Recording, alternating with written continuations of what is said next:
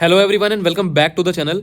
आज की इस वीडियो में हम बात करेंगे कुछ ऐसी गलतियों की जो नॉर्मली लोग अपनी जोसा काउंसलिंग करते समय कर देते हैं, जिनकी वजह से क्या होता है कि उनको कोई भी कॉलेज नहीं अलॉट होता है। इतने सारे चॉइस ऑप्शन होते हैं लोगों के सामने जब आप अपना पोर्टल लॉगिन करेंगे जोसा काउंसलिंग का, लेकिन इन गलतियों की वजह से कोई भी कॉलेज नहीं अलॉट होता है बच्चों को। तो ये कौन सी गलतियां होती हैं, इनको कैसे आप सुधार सकते हैं, कैसे बच सकते हैं इन गलतियों से, इसके बारे में हम डिस्कस करेंगे इस वीडियो के अंदर। तो और हम देखेंगे how to do the whole process of JoSAA counselling, किस तरीके से पूरा प्रोसेस करना है आपको, चॉइस फिलिंग और कौन से कॉलेज ऊपर नीचे किस किस चीज़ों को ध्यान में रखा जाता है। तो हम सारी चीज़ें देखेंगे।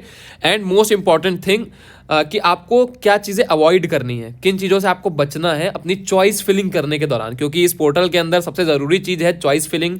इतने आपके पास 469 ऑप्शंस हैं, आप चाहे किसी भी चीज़ के लिए चॉइस फिलिंग कर रहे हैं, चाहे वो NITs हैं या फिर वो IIITs हैं, या फिर आप GFTIs के लिए कर रहे हैं, या फिर आप IITs के लिए कर रहे हैं। तो किसी भी कॉलेज के लिए आप चॉइस फिलिंग कर रहे हैं, इतनी सारी चॉइसेस में से कौन कौन सी चीज़ें हैं, कौन कौन सी गलतियां हैं जो आपको अवॉइड करनी है, वो नहीं करना अपनी चॉइस फिलिंग करने के दौरान। तो वो भी हम डिटेल में देखेंगे आगे। तो बढ़ते हैं आगे। सबसे पहली चीज़ है कॉलेज स्टफिंग। तो वीडियो को लास्ट तक जरूर देखिएगा, क्योंकि मैंने पॉइंट्स के अंदर अलग अलग पॉइंट्स में ये सारी चीज़ें बताई हैं जो आपको फॉलो करनी है जब भी आप अपनी जोसा काउंसलिंग की चॉइस फिलिंग कर रहे हैं। और अगर आपने ऑलरेडी इस तरीके से अपनी चॉइस फिलिंग कर रखी है तो देखिए कहीं आपने ये मिस्टेक तो नहीं की है। अगर मिस्टेक की है तो आपको उसको सही करने की ज़रूरत है तुरंत, वरना आपको कोई कॉलेज नहीं अलॉट होगा, ऐसा हो सकता है। तो सबसे पहला जो है कॉलेज स्टफिंग। कॉलेज स्टफिंग क्या होता है? तो जैसे आप मैंने आपको भी पीछे डैशबोर्ड में दिखाया, टोटल जो चॉइसेस है काफ़ी सारे बच्चों के जिनका JEE मेंस क्लियर है उनके सामने 469 ऑप्शंस आ रहे हैं टोटल अवेलेबल चॉइसेस, और जिनका JEE एडवांस क्लियर है उनके सामने 700 के आसपास ऑप्शंस आ रहे हैं। तो अब क्या होगा कि बच्चे क्या करते हैं, यहाँ पे सारे कॉलेजेस हैं, मतलब अगर बच्चे की 2 लाख रैंक भी आई है फिर भी यहाँ पे ऑप्शन रहता है कि वो NIT ट्रिची के अंदर CS ब्रांच भर सकता है, किसी भी कॉलेज के अंदर, किसी भी NIT के अंदर।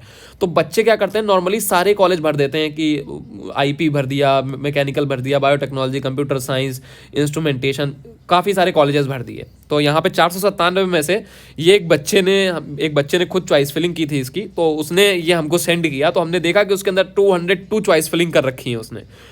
और ये होता है एक्चुअल कॉलेज स्टफिंग, कि आपने ये नहीं देखा कि आपकी जो भी रैंक है उसके हिसाब से आपको कौन कौन से कॉलेज में कौन कौन सी ब्रांच मिल रही है। आपने बस ऐसे ही नॉर्मली देखा कि हम इस कॉलेज में जा सकते हैं, ये कॉलेज अच्छा है, इस कॉलेज का CS अच्छा है, इस कॉलेज का IT अच्छा है, तो हमने सारी चॉइसेस भर दी। लेकिन होता क्या है कि इसकी वजह से कई बार अगर मान लीजिए आपकी जो भी रैंक थी उसके हिसाब से जो कॉलेज आपको मिल सकता था, हो सकता है कि आपको NIT मिल सकता हो, लेकिन इस चीज़ की वजह से आपने उसमें GFTIs भी मेंशन कर दिए, तो क्या होगा कि आपको हो सकता है कि बिल्कुल लो डिजर्विंग कॉलेज अलॉट हो जाए। मतलब जिस कॉलेज को आप डिजर्व नहीं करते, आप उससे बेटर कॉलेज डिजर्व करते थे, लेकिन वो आपको अलॉट नहीं हुआ। तो अभी मैं आपको और आगे बिल्कुल इजी वे में समझाने की कोशिश करूंगा, हो सकता है आपको डिफिकल्ट लग रहा हो काफ़ी लोगों को। तो आपको ध्यान रखना है कि कॉलेज स्टफिंग नहीं करनी है। चॉइसेस जो होती हैं लगभग, आप अगर सबसे पहले क्या करना होगा इसको सही करने के लिए, आपको एक कॉलेज रिपोर्ट आपके पास होनी चाहिए कि आपकी जो रैंक है उसके हिसाब से आपको कौन कौन से कॉलेजेस मिल रहे हैं, उसके हिसाब से फिर यहाँ पे चॉइस फिलिंग होती है। अब वो चॉइस फिलिंग कैसे होती है तो वो मैं अभी आगे हम डिस्कस करेंगे। सबसे पहली चीज़ है ये कि आपके पास रिपोर्ट होनी चाहिए। तो सबसे पहले अपनी रिपोर्ट तैयार करिए कि आपको कौन कौन से कॉलेज में कौन कौन सी ब्रांच मिल रही है, including NITs, IIITs and GFTIs। मतलब ये है कि 469 जो आपके पास ऑप्शंस हैं उनमें से आपके पास कितने ऑप्शंस हैं जो कि आपको मिल रहे हैं, उसके बाद आप नेक्स्ट स्टेप पर जाएंगे। जो सेकेंड पॉइंट है वो है लेस चॉइस फिलिंग। इसके अंदर क्या होता है कि कई सारे बच्चे होते हैं, जैसे ये एक बच्चे का वो है पोर्टल है, उसने अपनी चॉइस फिलिंग की, तो उसने देखा कि वो ये सोच रहा है, जो भी उसकी रैंक है, बच्चे की रैंक अच्छी थी, तो उसने सोचा कि हमको टॉप के बस यही कॉलेजेस मिले। उसने सिर्फ 10 चॉइसेस भर रखी हैं। तो 10 चॉइसेस में क्या होगा, इस कंडीशन में क्या होगा कि अगर सपोज जोसा के अंदर सारे राउंड होते चले गए और आपका जो रैंक है वो मैच नहीं किया, आपने रैंडमली डाला था, तो हो सकता है कि आपको कोई भी कॉलेज अलॉट ना हो काउंसलिंग के अंदर। तो इस वजह से ये जो ऑप्शन मैंने बताए, ये जो सबसे पहला स्टेप होता है कि आपको कॉलेज पता होने चाहिए, उसके बाद आप चॉइस फिलिंग तैयार करेंगे। तो वो आप चॉइस पहले पूरी कॉलेज रिपोर्ट आपके पास है, उसके बाद आप लगभग 40 से लेके, या वो आपका नंबर 25 से लेके 40-45 के बीच में रह सकता है, वो एक स्टैंडर्ड ठीक ठाक नंबर है। वैसे अगर आप चाहें तो ये 10 चॉइस फिलिंग भी कर सकते हैं, उसमें से भी आपको कुछ अलॉट हो सकता है, बट कोई गारंटी नहीं। अगर इन कॉलेज में से किसी आपकी रैंक मैच नहीं हुई, जो भी आपने यहाँ पे चॉइस फिलिंग की है, तो आपको कोई कॉलेज नहीं अलॉट होगा। तो ये आपको इंपॉर्टेंट पॉइंट ध्यान में रखना है। इसके बाद अगला हम पॉइंट देखते हैं, थर्ड, ऑर्डरिंग अकॉर्डिंग टू। सबसे जरूरी चीज जो मैंने अभी आपको पीछे बताया, अब जो ये ऑर्डरिंग हमने की है, ये बच्चों ने ऑर्डरिंग जो की है, वो एक्चुअल में किस तरीके से करना है। तो ये थोड़ा सा हो सकता है वीडियो लंबा हो, मैं आपको इजीली एक्सप्लेन करने की कोशिश करता हूँ इसको। इसमें काफ़ी सारे एंगल्स होते हैं, जो आप ऊपर नीचे कॉलेजेस रखते हैं, इसके काफ़ी सारे एंगल्स होते हैं, जैसे कि cut off, ranking angle, home state angle and branch angle. अब ये क्या होता है, जैसे ये बच्चे का चॉइस फिलिंग किया गया, इसकी 6 चॉइसेस यहाँ पे भरी हुई हैं, मैंने एग्जाम्पल के तौर पर ये लिया है। तो सबसे पहले, क्योंकि बच्चे का जो होम स्टेट है वो उत्तर प्रदेश है, यूपी, तो MNNIT इलाहाबाद में कंप्यूटर साइंस रखा, ठीक है। अब क्या हुआ, सेकेंड स्टेप पे NIT वारंगल की हमने CS रखी है। तो अब हम यहाँ पे अगर देखें तो लोग ये कहेंगे कि वारंगल का CS अच्छा है, तो हमने यहाँ पे इसको सेकंड नंबर पे क्यों रखा, क्योंकि बच्चे का होम स्टेट यूपी है और वो इसमें ज़्यादा इंटरेस्टेड है, इसको प्रायोरिटी दे रहा है इलाहाबाद के लिए, इस वजह से हमने इसको यहाँ पे रखा सबसे नंबर 1 पे। तो होम स्टेट एंगल है, कई बच्चों को अपने होम स्टेट में कॉलेज चाहिए होता है, तो उसके लिए इस तरीके से हमको करना होता है। उसके बाद हम और भी मतलब जो और अदर ब्रांचेस हैं वो नेक्स्ट वो कर सकते हैं। अब यहाँ पे मैंने देखिए यहाँ पे CS रखा है सिर्फ, लेकिन IIIT इलाहाबाद का मैंने यहाँ पे जो IT ब्रांच है उसको नीचे रखा है। वो इस वजह से रखा है क्योंकि बच्चा NIT ज़्यादा प्रेफर कर रहा है। अब दूसरा जो है NIT वारंगल, इसके बाद तीसरा NIT राउरकेला का CS, इसके बाद NIT राउरकेला का इलेक्ट्रॉनिक्स। तो होम स्टेट एंगल मैंने आपको बता दिया कि ये किस वजह से ऊपर रखा गया। ब्रांच का एंगल क्या होता है, ब्रांच का एंगल ये होता है कि आपका यहाँ पे आप देखिए NIT राउरकेला में कंप्यूटर साइंस ब्रांच मैंने 3rd नंबर पर रखा है। इसके बाद IIIT इलाहाबाद का CS जो IT ब्रांच है वो नीचे है, जबकि ये ज़्यादा बेहतर है क्योंकि बच्चे को CS और IT चाहिए, सिर्फ CS और IT, या फिर अगर नहीं मिलता है तो इलेक्ट्रॉनिक्स में भी ले सकता है ये। तो हमने क्या किया, क्योंकि जो राउरकेला है, राउरकेला की लेगेसी IIIT इलाहाबाद से कहीं ना कहीं ज़्यादा है, बिल्कुल टॉप 5 NITs में गिना जाता है, और बच्चे की NIT जो है वो प्रायोरिटी भी है। इस वजह से हमने इलेक्ट्रॉनिक्स एंड यहाँ पे इंस्ट्रूमेंटेशन इंजीनियरिंग रखा। इसके बाद यहाँ पे IIIT इलाहाबाद हमने रखा। IIIT जितने भी होते हैं उसमें होम स्टेट कोटा नहीं लगता है, तो इस वजह से हमने इसको नीचे छोड़ दिया था। IIIT लखनऊ उत्तर प्रदेश के अंदर आता है, इसको भी हमने फिर नीचे रख दिया।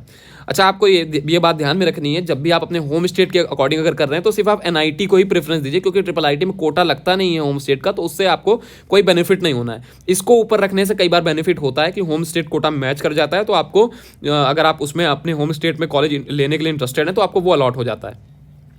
कट ऑफ का एंगल क्या होता है कि अब हमको ये भी देखना है कि इन कॉलेजेस की, सपोज IIIT इलाहाबाद है, उसकी कट ऑफ कितनी जाती है उस कंप्यूटर साइंस की, फिर वारंगल की कितनी है। तो हमको हमेशा जो अपना ऑर्डरिंग रखना है वो मतलब कुछ केस में ऊपर नीचे हो जाता है। जैसे इस केस में NIT वारंगल है तो कंप्यूटर साइंस के लिए ज़्यादा अच्छी रैंक चाहिए होती है, लेकिन हमने रखा है ऊपर इलाहाबाद को क्योंकि होम स्टेट बच्चे को चाहिए था। तो आपको ऐसा ऑर्डरिंग करना है कि जो सबसे लोएस्ट मतलब कट ऑफ है जिसकी, मतलब अगर मान लीजिए कि इसकी 2500 है एग्जाम्पल के तौर पे, इसकी होनी चाहिए 3000, इसकी होनी चाहिए 3100, तो मतलब ये आपका इंक्रीजिंग ऑर्डर में होना चाहिए ऊपर से नीचे, ठीक है। तभी वो एक एक करके सारे वो चेक करता है। अगर मान लीजिए कि हमने नंबर 1 पे रख दिया कोई ऐसा कॉलेज जैसे NIT, मान लीजिए हमने रख दिया राउरकेला में इलेक्ट्रॉनिक्स एंड इंस्ट्रूमेंटेशन। अब बच्चा इस ब्रांच में इंटरेस्टेड था तो हमने यहाँ पे ये मेंशन किया। अब अगर हमने इसको यहाँ पे रख दिया होता तो हो सकता है कि पहले ही इसको बच्चे को ये अलॉट हो जाता और इलेक्ट्रॉनिक्स एंड इंस्ट्रूमेंटेशन, लेकिन जबकि उसको CS मिल सकती थी, इलेक्ट्रॉनिक्स एंड इंस्ट्रूमेंटेशन अलॉट हो गई, तो कोई मतलब नहीं निकला इसका। तो ये सारी चीज़ें आपको ध्यान में रखनी है। अब अगर आपको ये सारी चीज़ें नहीं समझ में आ रहा है कि किस तरीके से ये सारे आपको देखने हैं, cut off angle, ranking angle, home state angle, branch angle, कौन सी ब्रांच ऊपर नीचे रखनी है, और आपको अभी ये नहीं पता है कि आपको कौन कौन से कॉलेजेस एग्जैक्टली मिल रहे हैं आपकी रैंक पे, कॉलेज रिपोर्ट आपके पास रेडी नहीं है, तो मैं आपको बताना चाहूँगा हमारे पर्सनलाइज एक्सपर्ट काउंसलिंग सेशन के बारे में। इस प्रोग्राम के अंदर अगर आप इनरोल करते हैं तो हमारी कोशिश ये रहती है कि हम आपको best possible college on your rank दिलाएं। जो भी कॉलेज आपकी रैंक पे, जो भी कॉलेज, जो भी ब्रांच सबसे बेस्ट पॉसिबिलिटी बन रही है, उसमें हम आपको अलॉटमेंट करवा के देते हैं। ऑलमोस्ट होता क्या है कि 80% of students and parents make mistake while choice filling in JoSAA and सीसैप counselling.